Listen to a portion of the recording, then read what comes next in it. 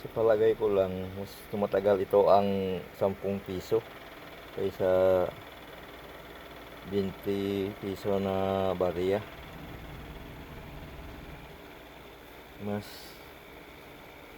ang ibig kong sabihin, mas maganda ang kalidad, ang quality ng materials ang na ginagamit sa 10 piso kaysa 20 piso.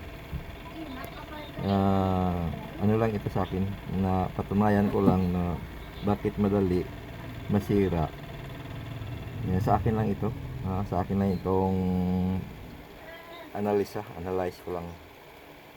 Pakita ko lang kung gaano ko, hindi ako eksperto, pero ito lang ang nakita ko nga isang dahilan. So, yung pirang 20 piso ay hihigopin ito ng magnet. Hihigop ito ng magnet. So, hihigop ng magnet.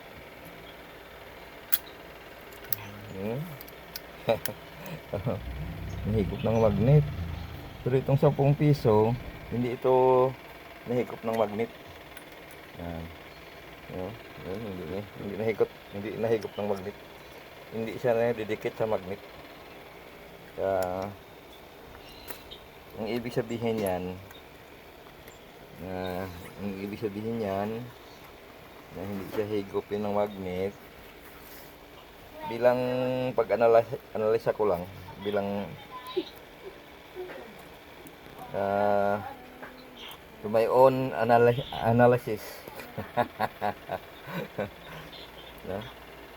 Bali, madali itong kakainin ng kalawang. Bali, iba ang materials na ginagamit sa 10 piso. Mas quality. Yun lang ang aking kaalaman. Sana may napupulot kayong kunting kaalaman.